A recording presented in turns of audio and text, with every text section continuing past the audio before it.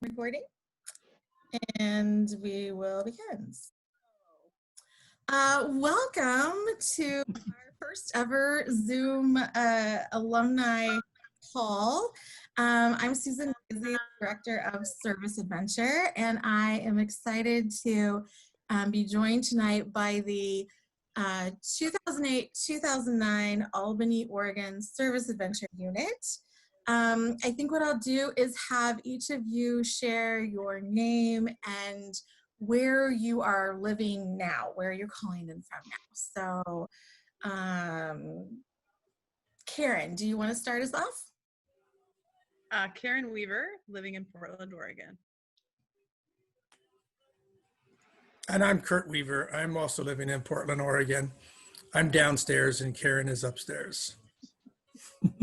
Very nice. I'm Corinne Yeager. I live in Boston. I'm Josh Konecki, and I also live in Portland. I am Allie Eanes, and I live in Harrisonburg, Virginia. And we're missing Eve. Yes, Eve is still in Germany, I'm assuming? Yes, okay. Very Sleeping. Yeah. So I thought tonight we could just have a little time to chat about your service adventure experiences. So my first question would be, what was your service assignment while you were in service adventure? And what did that entail? A little bit about what the work was like.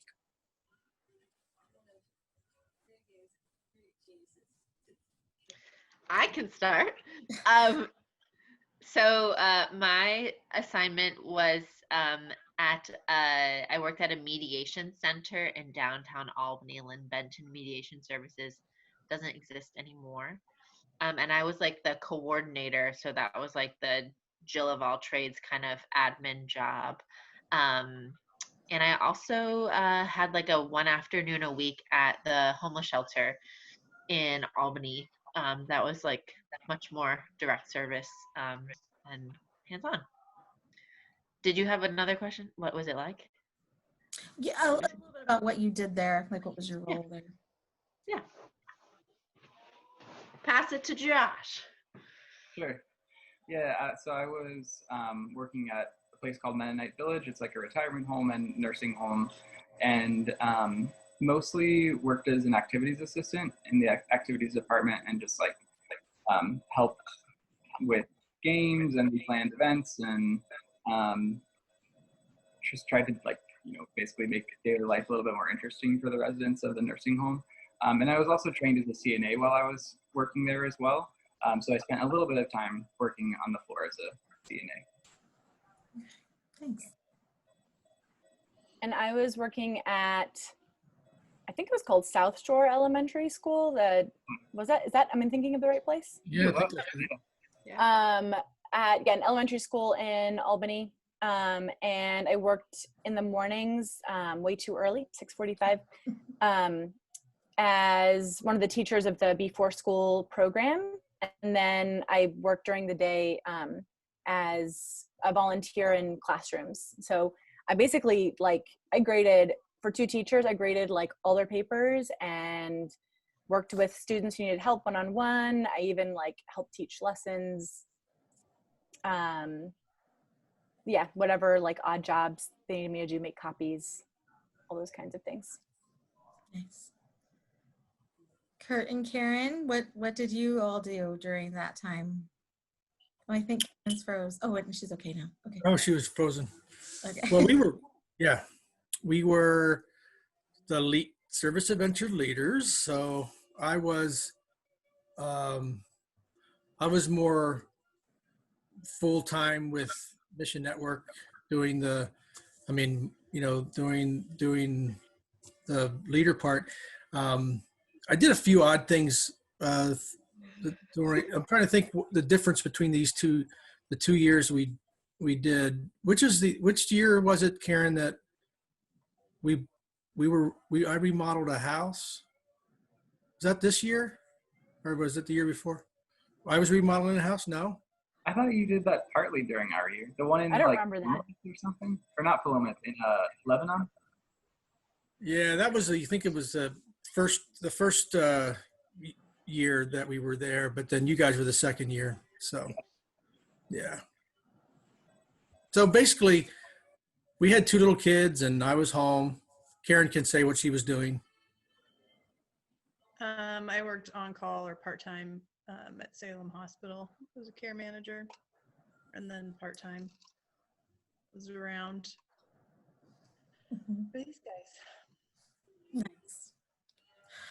So It makes it what? sweet. Yeah. So one question I have is, when you think back on your service adventure experience, like, what are some of the takeaways, the things that really stuck with you from that year?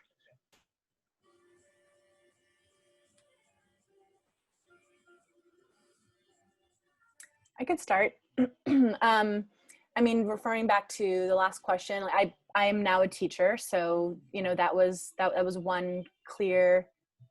It was very helpful to have experience that year working in elementary school, seeing what it was really like, and led me to pursue a teaching job.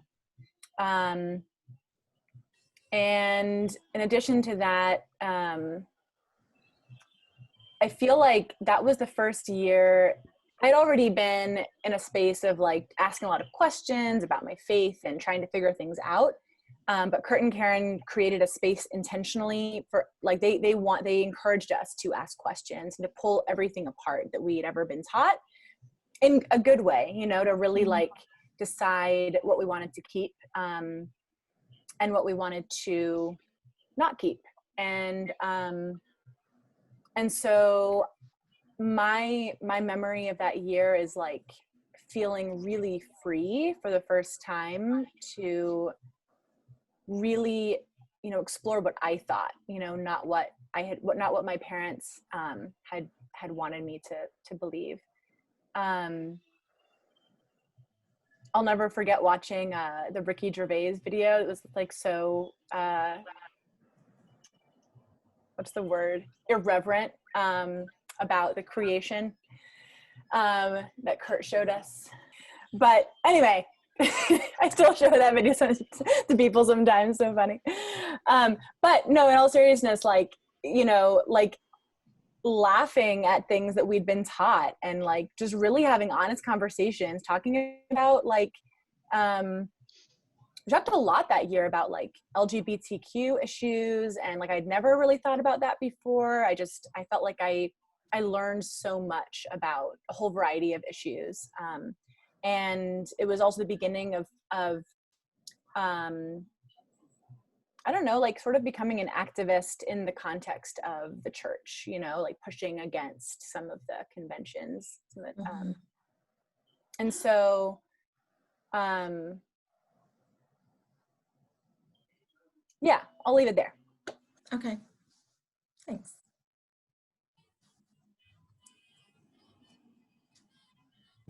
I can go. Yeah, I think I would describe my experience really similarly. It felt like great opportunity to explore faith and kind of like a social justice awakening for myself. Just became way more aware of a variety of issues that I had never really thought about before. Issues of like discrimination and oppression, especially within the church. And yeah, I think that's where it kind of started for me. That year was really foundational, and then I carried that through in college and things that I've done afterwards as well. So really appreciated that foundation. For me, it was also helpful like career-wise, because at the time I was interested in nursing, and so being trained as a CNA gave me an opportunity to practice something in the medical field and figure out more if that's something that I really wanted to pursue. And yeah, just like a great year of being more on my own, like getting an experience of independence for the first time, and being away from parents and kind of figuring out who I was and what I wanted to do, and what was important to me. And I don't know, there was just a lot of space in that unit to kind of figure that out for myself, and felt like supported in the ways that I needed to be, but it was never overbearing. And there was just, yeah, there was lots of room to be able to grow. So really, really amazing year for me.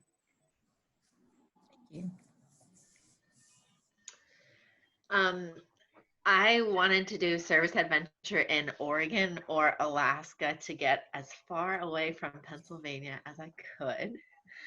Uh, and I remember, for me, like the social justice bug had like totally been seeded in high school and was like growing. But I remember Kurt picking me up from the airport and in our van. And a year, like one of the biggest takeaways for me was like this experience of living in intergenerational community.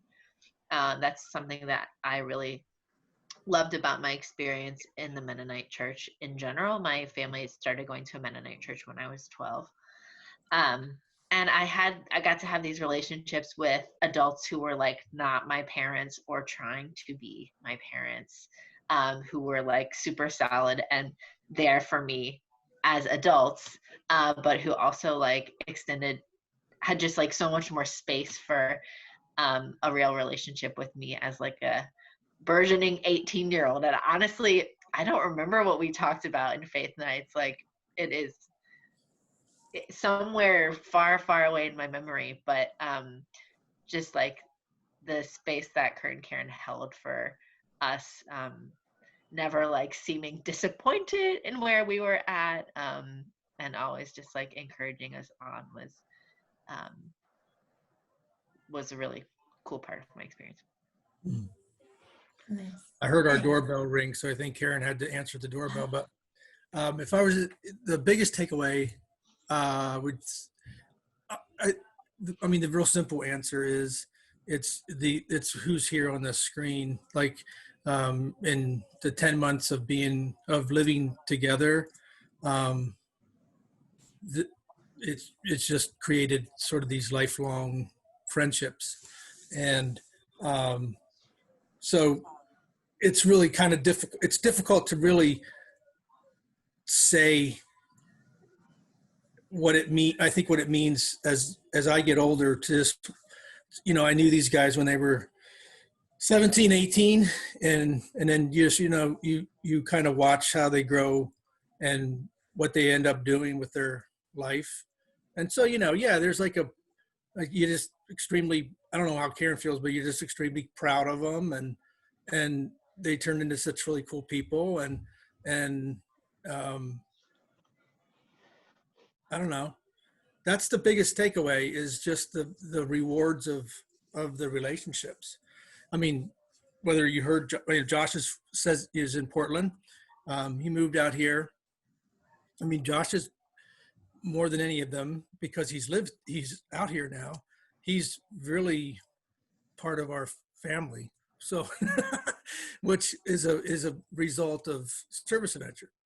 I mean, he has you're allowed to have 5 accounts on Netflix, and his name's on one of them. So That's how you know he's in. Yeah, you're in when every night I have to figure out, I see his name every time I get into Netflix. So no, and he's just he's a big brother to our kids, Chloe, and as all of them are. But that's the reward for me, is just these lifelong friendships. And Karen maybe missed the question. She had to go answer the door. I don't know. Did you hear the question, Karen? What's the takeaway from your time with service adventure?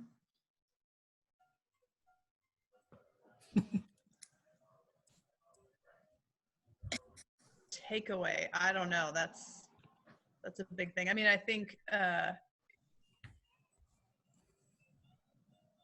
at the time it wasn't always easy because you're this disparate group of folk that have to figure out how to live in our setting. We were all in the same house. There are some units that have separate apartments, and so not only did we have to move our family and live with 4 teenagers, they had to live with our 2 little kids, which as a teenager that did not particularly care for children, I could empathize with how difficult that could be. But it was amazing how well it worked out, and you just figure it out, and you're doing that also on a super tight budget, with people who have maybe never cooked before, didn't ever have to clean for themselves, you know? So, you know, it was hard, but, you know, looking back, it was also really fun to see, you know, the growth in all of us, myself included. And, you know, I think our kids, one of whom is making fun of me right now as I'm talking, look back on that time too with a lot of fondness, and I think they learned a lot too, even though, you know, Chloe can barely remember it anymore. But again, the relationships with these guys has been super important to them over the years too. So, I mean, you don't really give anything up. You only gain from these experiences. Thanks. I realized I forgot because Allie said when you were talking about your placement, or at some point you mentioned what you're doing now, that you're a teacher. I forgot to have Josh and Corinne share, and Kurt and Karen, what you're doing now. So I don't know if you want to share. Yeah, I'm a counselor now. Okay, nice. Yeah, so I lived in Boston for 10 years pursuing various social justice work, but now I am a fundraiser and organizer for a global organization that challenges abusive corporations. Nice. Kurt. And I'm the pastor of children and youth at Portland Mennonite here in Portland. Mm-hmm. And I work as a palliative care social worker with vulnerable populations. Nice. Okay, my next question, you can all just chime in whenever. What are the stories from your year? Whether it's like the funny story or the I can't believe we did that story, or the this was really meaningful to me story. I'd just like to hear some stories about your time in Service Adventure. Appropriate stories. Oh man, never mind then. No, I'm just kidding. No, this is not really a story per se, but when I think back on that year, I just think of like coziness, like drinking tea all the time and like making pie, making bread, you know, going to make salsa at Karen's parents' house, going to the coast and like making bonfires, and just like, it's like that whole year is like very warm and fuzzy for me, just thinking about all these trips and, you know, times in the car listening to like Coldplay and Josh like singing like really high. It's like harmonizing and like hashtag Mennonites. And yeah, I just like that's, yeah. And I'll think of more specific stories, and, you know, I'm sure as we start sharing, but. I love that that's what you think about. You don't remember like the 6:45 walks in the rain. Yeah, that sucked. And having to go to bed before everybody else, like, I'm still bitter about it. I missed so many like nighttime chats because I had to go to bed. There's a story from your year that I continue to talk about at leader orientations. It was an election year, right? Yeah. Oh yes. Allie should probably share That was a story I was actually going to tell. Yes. But can I tell it? Am I going to get in trouble for voter fraud? I think it's okay. You just said voter fraud, so it's out there. I didn't commit voter fraud for all the people listening on this call. Yeah, so the story was that Carolyn Hagan, who was, it's another part of our cozy year, like sort of mentor, who went to our church. She had not voted for like 30 years or something, or longer at that point in elections. For the reason she doesn't is because she doesn't believe in voting for the commander-in-chief of the Right. military. Yeah. Right. But that was 2008, and Barack Obama was on the ticket, and she was really excited about him, but she didn't want to go against this like promise she'd made herself to not vote for the commander-in-chief. And so and I was 17. I was turning 18 a month after the election. Not bitter. And I anyway, so we made this deal where she would bring, like in Oregon, they have mail-in ballots, and she brought her ballot over, and she filled in the bubble, and I took a picture with it for the purposes of our interview. And anyway, we took a picture, and so the idea was that like it was, you know, like she was voting, but like she was voting for me because I would have been able to, I would have wanted to vote. And she wasn't going against, it was like my vote, you know, she wasn't going against her principles. And then, I don't know, a week or sometime after that, we got a phone call, and it was a man, and I don't know if I answered the phone or someone else answered the phone, but I ended up talking to this man who said, hello, is this Allison Ain? And I said, yes. And he said, well, I have some intelligence or some information that there might have been some voter fraud committed. And he like proceeded to tell me that I had like filled in this bubble and that that's voter fraud, and that like I was gonna, I don't remember now what he said, if I was gonna go to jail or be fined. And I like threw the phone down, was like very loudly. And then I don't know if I began to cry. I'm like very, very afraid of being in trouble. Like very afraid of being in trouble, even though I'm very rebellious. And so then it turned out that it was a guy from our church who had found out that I had done that and wanted to freak me out. And so He succeeded. You did. Oh, freaking me so out. funny. We And were all I there. don't- It was dinner time, so everybody was home watching this. It was- Yes. I don't know if everybody knew that it was him, or if we all thought that it was like, if you were in on the joke or not, but everybody I was in on it. Was it Merv? was laughing. Yeah, it was Merv. Merv. Okay. Marv. Marv, not Merv. Yeah. Everyone was laughing and I was crying because I was so upset.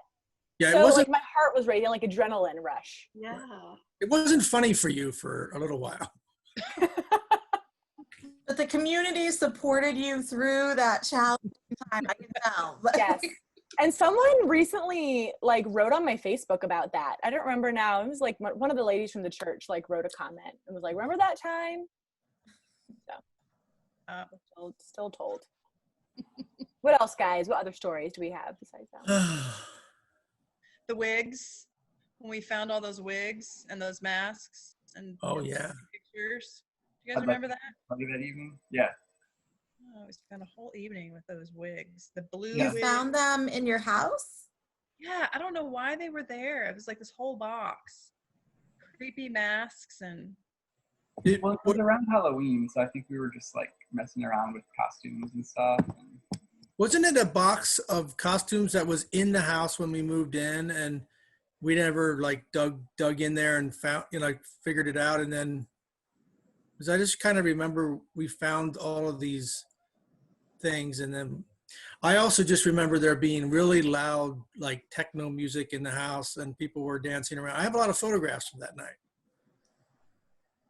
yeah, that was a good night. It I was a do good- remember the photos, but I don't remember the details otherwise. Do you all remember trick or treating? Oh yeah. When we ran into one of your students, Allie? Yeah, and I put a pillowcase over my head. But, you know. I remember going to pick what are those things we picked? Cranberries. Cranberries. Yeah. And we were in that old abandoned museum.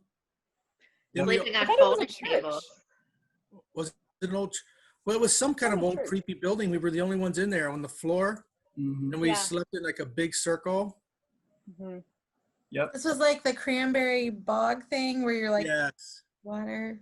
Aaron wasn't along on that trip, were you? no, because we couldn't all fit in the van. We told our life stories on the way up, do you remember? Yeah. Oh yeah. And we stopped at one point in Washington because it was super dark and the stars were incredible. Do you all remember? Oh, Oh yeah. yeah. We turned. And I On think the that- beach, yeah. Yeah, and we stopped at Long Beach. Oh, that's right. I remember on another time of stopping to make you look at some view while we played some Fleet Foxes song on the car stereo really loud. Were you playing that song about the like sheep dying, or what's that song? Oh, The rabbits. oh but yeah, Yeah. I don't know. Very yeah, sweet. you were a group of, you were like kids that were, I don't know, you got into all kinds of stuff like that very easily, which was nice. You put up with all the quirkiness. They humored you. We loved it. We were like, So please great. boxes, tell me more, you know? Yeah. The place where I got like most of the music that is still on my computer was Kurt Weaver's hard drive. The Weepies. Yeah. Yeah. I I do listen to- remember we had one playlist on the little thing we had like a weird music setup. Yeah, we did. It was And like this a is- it was like a The radio iPod. thing. Yeah. Yeah. Yeah. You remember that? Yeah. Oh, Kurt, you. And drinking tea and lots of good times at Matt's house. Oh, and you guys remember the time that we almost didn't make it home for Christmas? That was a big story. Oh, that's yeah. There was like a snowstorm. It was for my birthday, I'm sure, but there was a snowstorm. Never snows in Oregon, and we were all gonna go home. Shortly after, like, snowed a lot for like a week, Yeah. and we were gonna go home, but then I was gonna go first by myself, and my memory is that you guys were at work, and it was snowing a lot, and my what do they call the families that would Host family? Yes, like my host father was going to take me, and we realized that you guys weren't going to be able to get a ride. Like, he had like a 4-wheel drive or something. He had for some reason we were all going to go together. So I called you and I was like, you need to come home now and pack. We're leaving to go home, to go to the airport. And so we drove like 25 miles an hour the entire way to Portland, and the entire I-5 was covered in snow. Like, there were no snow plows in like the entire state of Oregon. I don't know what to do with snow. And we got to the airport, and there were like 1,001 people. I'm sure there were plenty. That's not very many. There were a bajillion people like camped out, and I flew out in like a little buffety plane that was terrifying. But the rest of you guys had flights the next day, and like a nice lady took you in. Yeah. Who was Yeah. was that me and you, Josh? I thought it was all three of you. I kind of think Eve was with us too. Yeah, I think wasn't Eve was, because she So- came to my house for Christmas, but came the next day. Yeah, she was. You mean a nice lady took you in? What does that mean? So Josh, Corinne, pick up the story. Wait a minute. First of all, are you saying that you had service adventure leaders that let you just stay in a stranger's Yeah, you guys house? didn't give a what. Like, I don't know where you guys were in all of this. You were We're not not their parents. You were like, go home for Christmas, bye. I'm on vacation. We were. I think we realized we were gonna have to spend the night in the airport, and so we were starting to kind of like set out space and lay down, our suitcases and our mats and try to like get in a comfortable space to sleep. And then this woman walked up to us and asked if we wanted like a place to stay for the night. And She was we were, picking up her daughter, and her daughter had also like missed several flights because of the weather, and finally had just gotten in. So she was like feeling sorry for all the people stranded in the airport. Do you remember where she lived? Because She lived in Vancouver. in Vancouver, It was Vancouver. Washington, right? Okay. Interesting. So So you she just took you went, home. like you weren't concerned. You were like, oh, nice lady. Yes, we'll No, go to your house.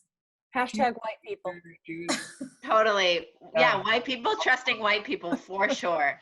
yeah. Like, can you, like, the audacity? Yeah, all around. But no, I remember the three of us. Wait, what? Okay, I remember the three of us, yeah, camping out. Yeah, this nice white mom, her daughter, I think, had gotten back from South America or something like Mhm. far. And I think, I think it was like striking up a conversation and then offering like, and I think we were like, well, we're three, I don't think any one of us would have decided to take someone up on it if we hadn't been three, but it was completely benign. I'm happy to report. We all eventually made it home, but I had a meltdown in the airport, like in Chicago or something, getting back to Pennsylvania, and it was just an indicator of like how young I was and like how much I actually like missed my family, but like couldn't tell Right. until it felt like I wasn't actually kind of possibly get home. You know? Yeah, we were all like, I remember being like in tears that I wasn't gonna make it home. Like high drama. Which is funny because like I know that I was so happy there, but I had like really intense homesickness too at that point. Like, yeah. This is funny for me to hear because, you know, we dropped you off and then we forgot about you. You didn't drop us off. You were not present. We were not, You were in Albany that whole time. You didn't Yeah. even drop us off. didn't know, and to be honest, probably didn't care because I was we were- probably trying to get home from work. free and clear. Had the house. True. What? I was probably trying to get home from work. I mean, Yeah. I had to drive I-5 south. That sucker was Yeah. Yeah. no. And was this straight like, ice? did you all have cell phones at that point? No, none of us. Josh did. I think I did. I had one. I did not. Did I have one? You had a I little definitely slider. did. Do you remember? Or maybe you got it at the end of the year. You had one at the end. But it was different than what kids have now with, Right. yeah. But so even if they would have wanted to call you to tell you what was going on, they maybe wouldn't have been able to. Although Corinne says she has a cell phone. Yeah, honestly, Kurt, I imagine you were pretty panicked, but there was nothing you could do. Like, no one could get to the airport by then, and you were just like, we'll have to hope they live. Also, I remember it being stressful because we got so little time off from our placements. Remember, we got a $40 a month stipend Yeah. and like 6 vacation days total. And so we were flying home on like the 23rd or 24th. Like, it was, I think that was what added to the drama, was that it was so tight and we had so little time with our family. I think that was it. Like, I was off a little earlier because of school. Yeah. And so I was going to fly home a day earlier than the rest of you guys or something. And then I remember calling you guys were all at work and you just come back. Mama. But then you were so excited to come back. Yep. I'm pretty sure, yeah. Get me away from Pennsylvania. Yeah, seriously. Pennsylvania also at the time. Also. Hey, don't hate on Harrisonburg. Yeah, no, that's true. Harrisonburg's Okay. got some good stuff. I have lots of, like, I'm trying to think of actual stories, but I have lots of memories of you guys with our children. I can remember that you, like, putting them, you guys would all go in sometimes and put them to, how old were they when they were there? That Chloe was She was like 2, I 2 think. or 3, and I was Jonathan was, yeah, 5. 5, 5 6. maybe? But anyway, yeah, I can remember going in. They were on these little bunk beds, and then I would go in there, and sometimes all 3 of you were up there. Oh, well, All 4 of yeah, us. yeah, just crawled up in there with them, putting them to bed. That was always a very sweet thing. Because you put up with them a lot. Rosie the cat, that's a good story. Oh, Yes, yeah. Rosie, who was Someone a else should boy. tell that. Rosie was a boy, yeah. How did we find who got Rosie again? One of y'all drug Rosie No, home. No, you guys had him before we came. I Oh, thought. we did. We got him from the year before. Yeah. Maybe the story is Josh and Jonathan giving Rosie a bath. Oh, yeah. Uh-huh. Yeah. The Rosie story. Yeah, I mean, there's not much to tell. Okay. Rosie was dirty and we gave it a bath and it cried like a human. It was weird. Yeah. But we had one of those, the only reason this was even possible, because wasn't the shower, like the shower that you all used, it had like a closing sliding glass door? Yeah. Yeah. So we could like lock it in there. Otherwise, it wouldn't have worked. Yeah. But I mean, Rosie thought he was you were trying to murder him, yeah. which is why he was crying, because he thought he was dying. He did. Yeah, we got pretty scratched up, as I remember too. I remember that too. Yeah. You guys were not prepared for that. No. No. But no, Ali, what you were saying earlier, I mean, I just would really reiterate all of that. Just the feelings of coziness. That whole year, just warm, fuzzy, cozy memories, lots of good music, lots of drinking tea, lots of just sitting around reading books, and just like hanging out with each other. We really only had each other for the year, and like luckily that worked out really well, but we just were this big family, and yeah, it was, I don't know, it was really special. Yeah, and the kids were awesome. I loved having like a little brother and sister around, and I think like that's kind of when I realized I actually liked kids, is when I was with you all for that year and had fun with them, and now I'm a child and family counselor. I don't know if I mentioned that part earlier. Yeah, so no, it was just really solid year. So there were no fights during the year, no tense moments, everyone. I'm sure I was dramatic and stalked off several times. But not anything specific. I just know that's one memory is like us eating too much of Allie's bread as to when it was fresh out of the oven. Did I get mad about it? That merited like a minor snap. Some different I don't time. remember that.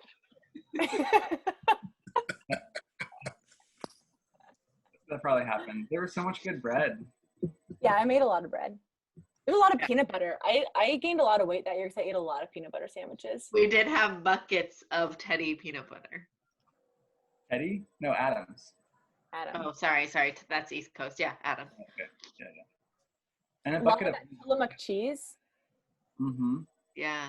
Well, the church would, remember when the church would show up like on Sunday afternoon, and we had that old white mantle-ish thing that there used to be a fireplace there or something, and they would just fill that whole thing up with food.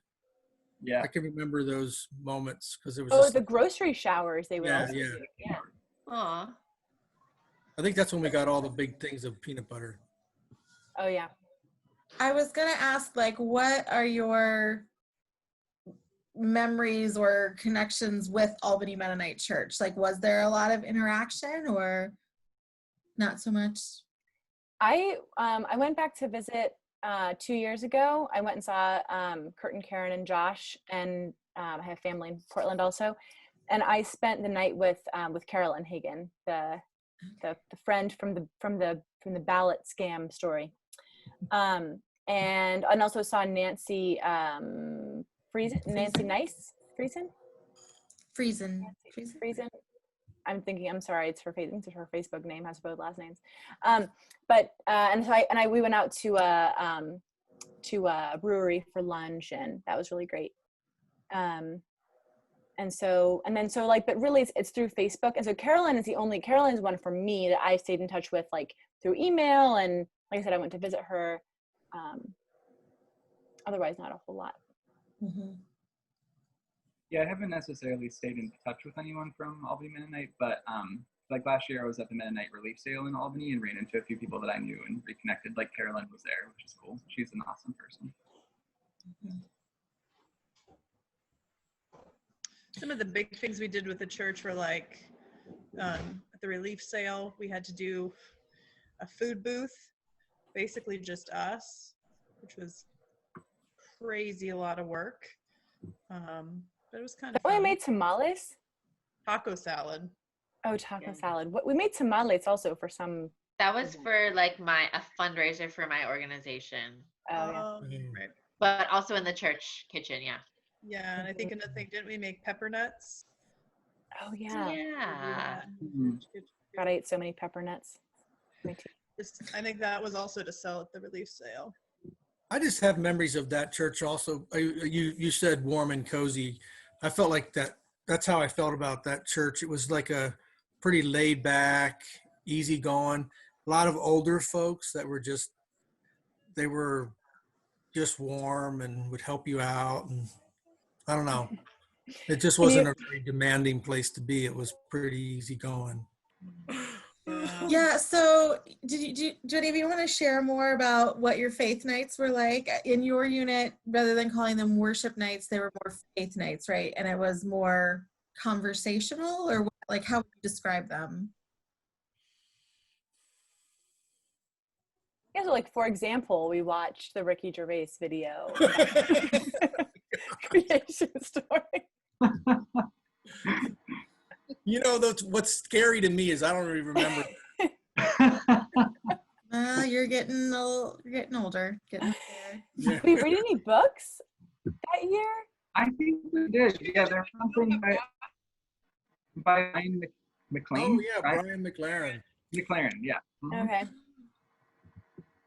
Mhm. I forgot about that. Yeah, I mean, mostly I think it was just like we'd go to a cafe or like somewhere outside and we would just have conversations, which was great. Mhm. Didn't we meet in like the there was like a little place where like it was almost like a break room at the Safeway or something? It was like a cafe in the Safeway. Yeah, where nobody was there. We'd be there late at night. The break room. We weren't like hanging out with the employees, but it was It like, felt like that. Wasn't there just like, I just remember there being a bunch of Coke machines and yeah, I remember that too. Little alcove. Was there even a Starbucks or was it a Pete's in there, or where were we getting our coffee? I think we got coffee and then we would sit in that little alcove. Yeah, I think it was just an alcove. Maybe things Yeah. have evolved since then. Do you remember, here's a story. Do you remember, wasn't it with you guys that we were sitting in there and there was somebody that was asking for money out in the parking lot? You remember this? And we sent one of you out to talk to them. You don't remember this? They needed $60 to get somewhere. Which was a time and a half of our monthly allowance. Yeah.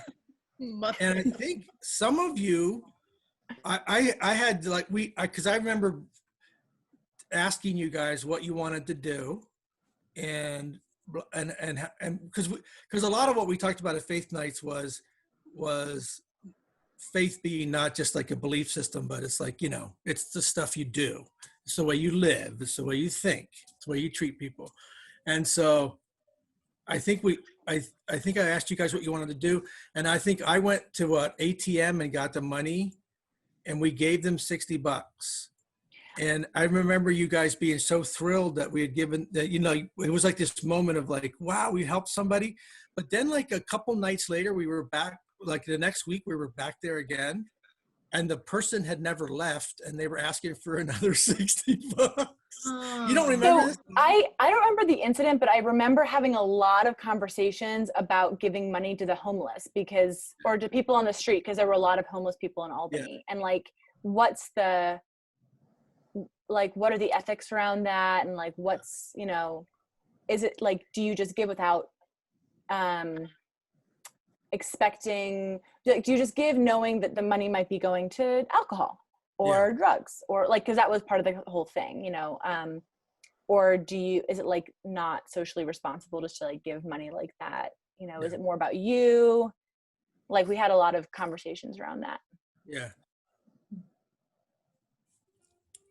I'm hoping I'm not mixing up the 2 years, because I remember is it was just the same person showed up the next week, and then everybody's like mood changed because they were like, we got ripped off, and we were like, okay, well, did we get ripped off?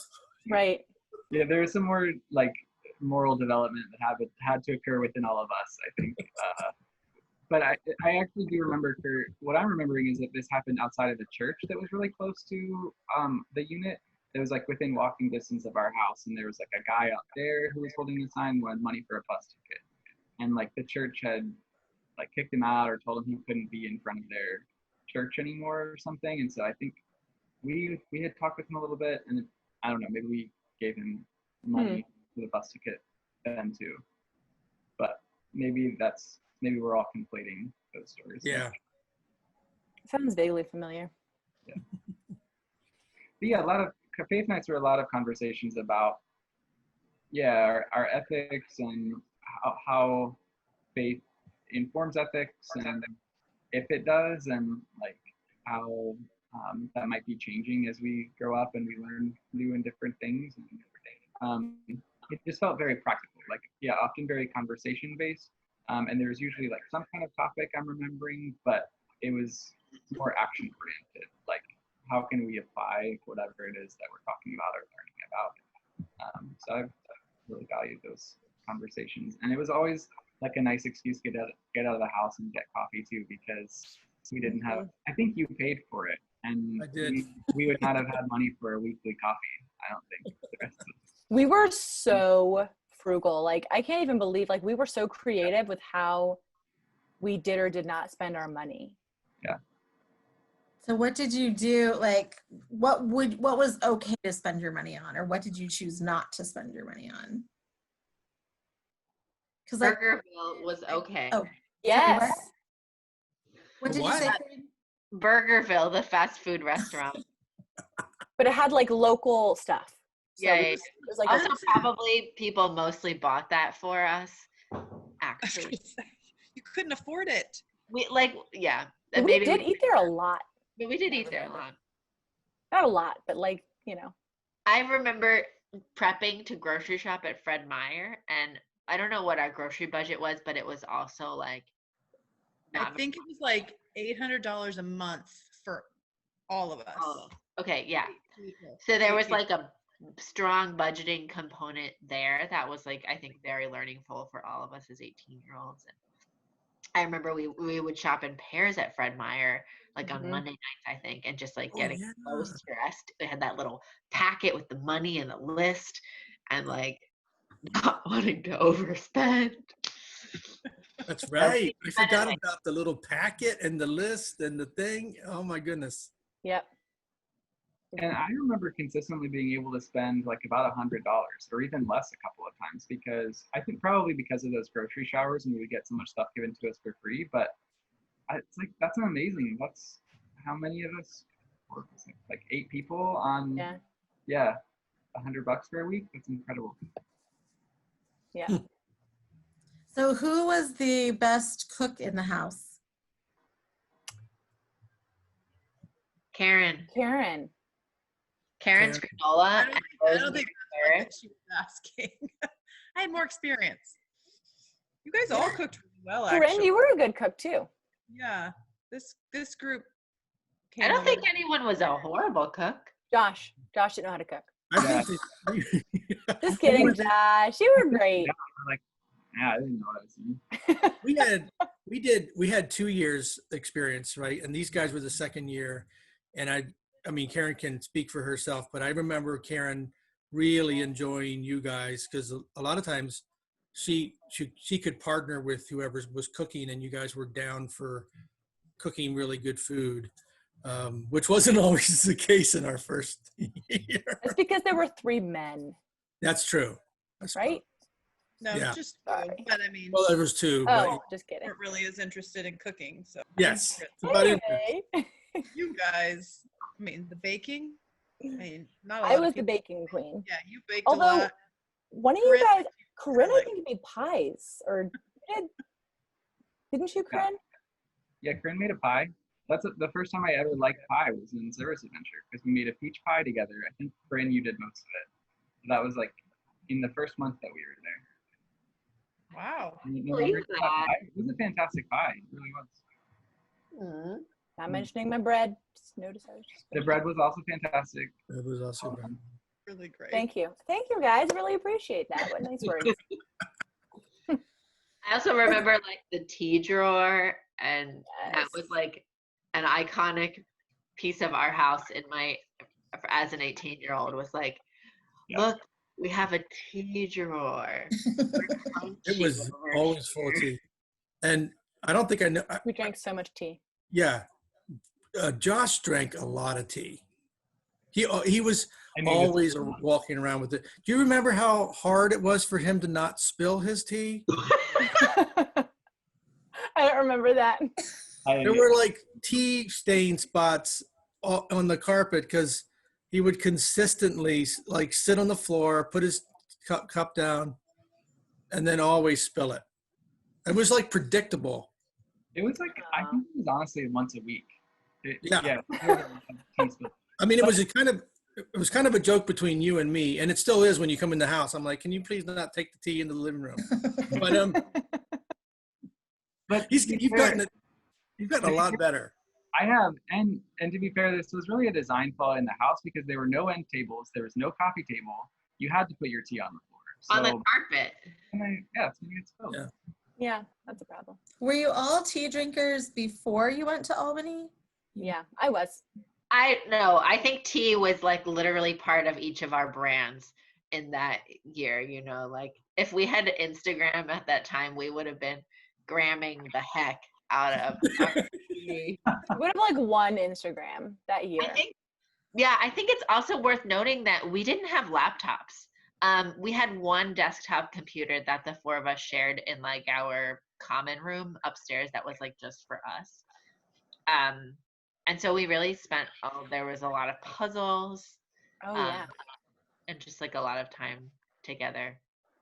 What I I went- remember about you guys is like you'd get to a certain point in the evening, like after everything was kind of quieting down, and there was never any arrangement or anything or any set time, but like people would just wander out, like you guys would wander downstairs and we'd wander out into the living room and everybody would make tea and just sit there.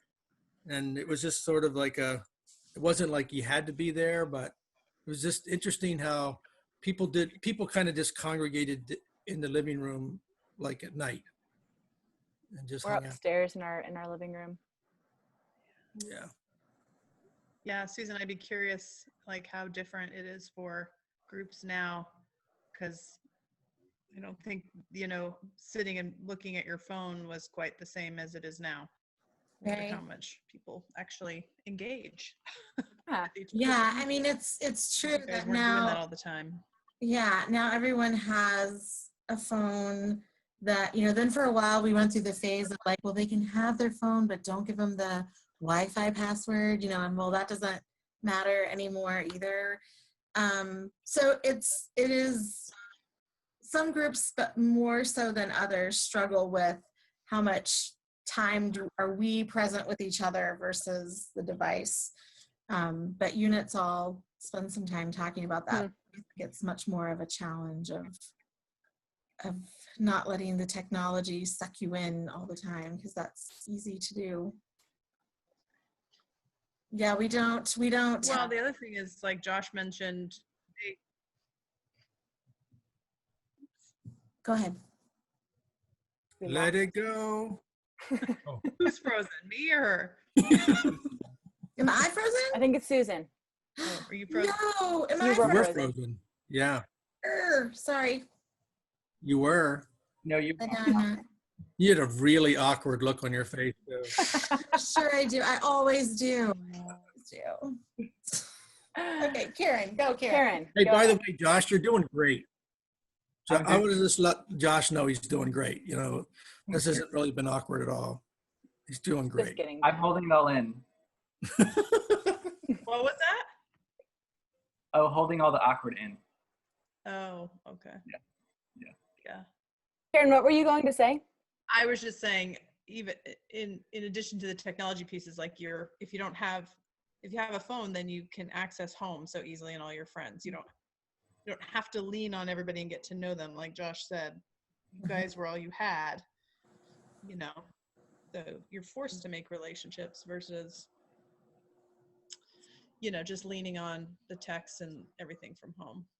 Yeah. That When did that all explode? Because it's just interesting how I don't remember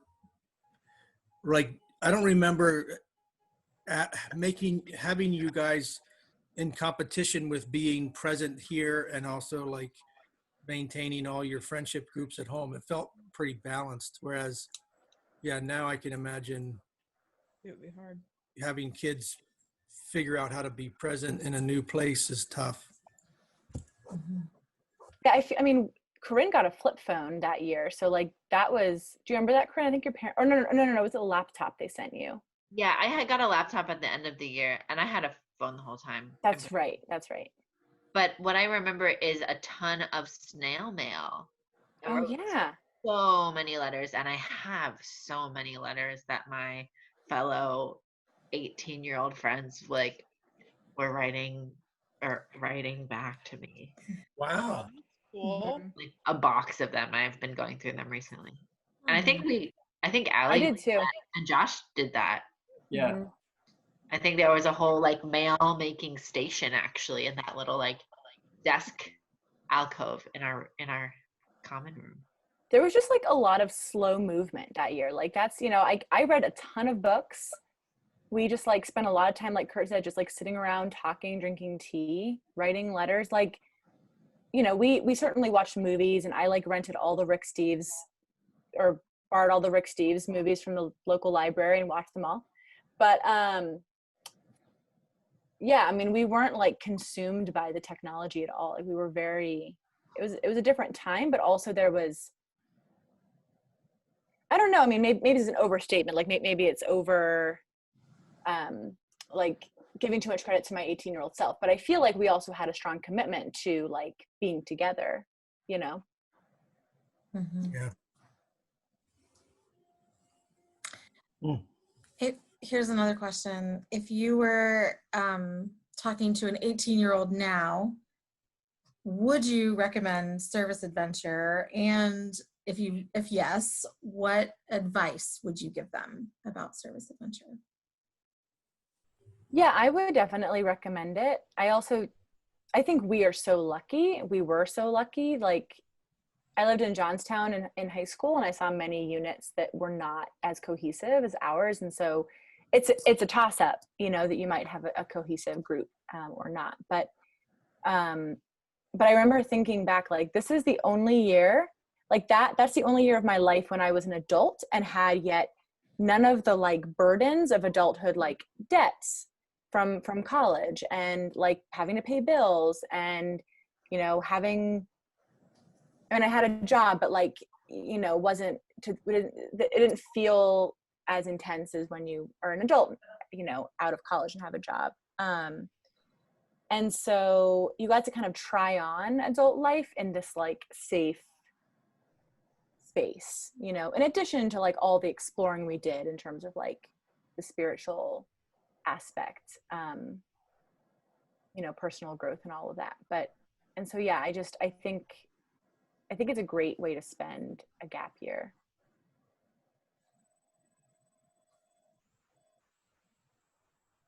Yeah, I would definitely recommend it as well. I'm kind of struggling to come up with specific advice. That's maybe my hesitation, but absolutely would recommend 18-year-olds doing Service Adventure.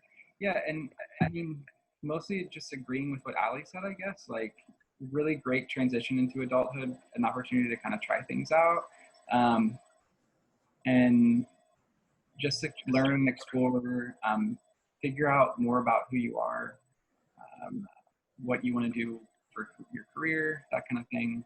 I guess, yeah, advice I would have, just if you're going to do it, then to really like dive in and participate fully, and like try to get to know your housemates really well and spend time together, and like explore the local area where you live. And we got to do so much exploring that year. That's my biggest memory, is just all the adventuring and like weekend trips that we did. It was amazing. And that's the reason I'm out here right now, is because I fell in love with Oregon, and loved Kurt and Karen and their kids. And I mean, those are the reasons I moved out to Portland. So it can be like a pretty life-changing opportunity if you really take advantage of it and soak it in. Thanks.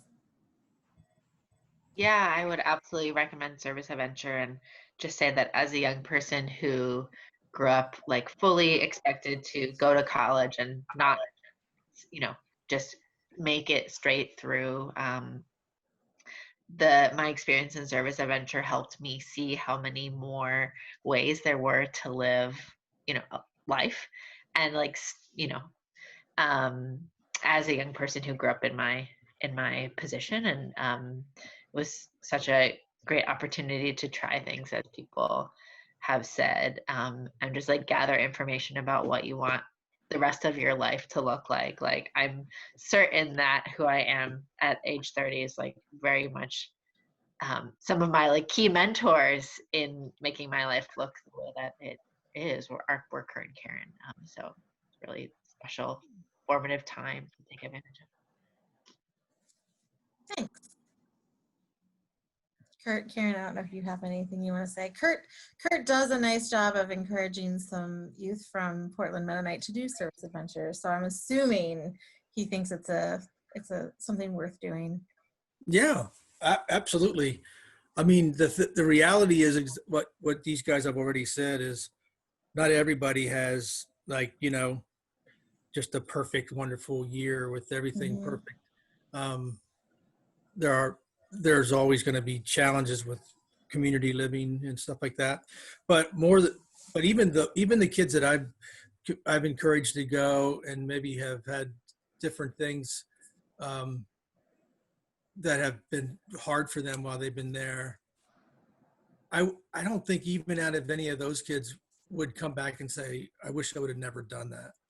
Like, it's kind of like it's even for the kids that were hard, it's kind of like a hard backpacking trip or something, where it's been raining the whole time.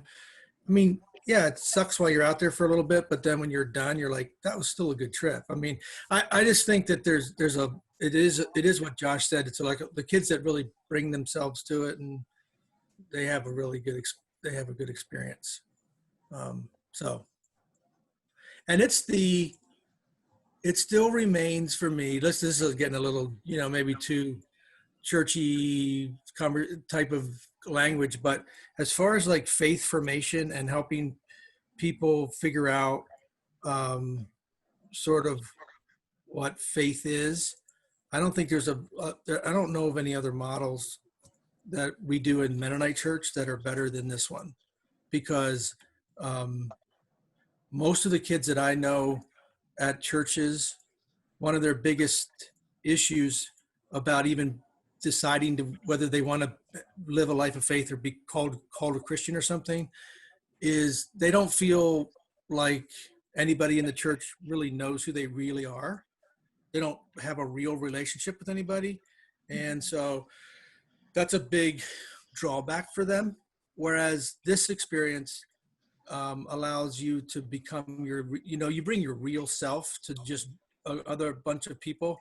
And then if the faith conversations are part of those relationships, that to me is very formative. That's where you can figure out what it all means for yourself in a safe place. Whereas churches for teens aren't always that safe. Thanks. I didn't give an ending time, and I know we're all in different time zones. So I want to be respectful of what people might want to do. And I also, here's what I'm going to say. If anyone's like, I really want to say blah, blah, blah, while we're still being recorded, we'll make sure we get that on there. And then I will stop the recording. And if people want to chat longer, they can, or if people need to go, they can. So does anyone have anything else they really want to get on the recording? I would like to say for the recording, and this should definitely make it into the article, I feel like this that is a going to be program like this, It's a video, program not an like article, video. it takes on the culture and the character of its leadership and the people who guided Service Adventure to where it is now. And without Susan Nisley, I don't think Service Adventure would be as rich of experience as it is for everyone. I thought he was giving himself a compliment there. I was going to say, Karen, thank you so much. But Susan, I wholeheartedly agree. Absolutely. Orientations and whatever that was called in the middle of the year for leaders, man, it would not have been the same without you. What's that called in the middle of the year? Retreat. Retreat. It's a new word I created. It's called retreat. So, yeah. It's been a long time. I'm getting old, Susan. So, no, those were fabulous. And yeah, you always know you can call on Susan to help out with anything. So I know it, yes, and it can seem like I'm just kidding, but I'm actually dead serious. I think organizations really do take on the personality and the character of the top of people who shape it. So you have done that, and there's just lots and stories from not just our unit but lots of other ones about your role in it. So Thank you.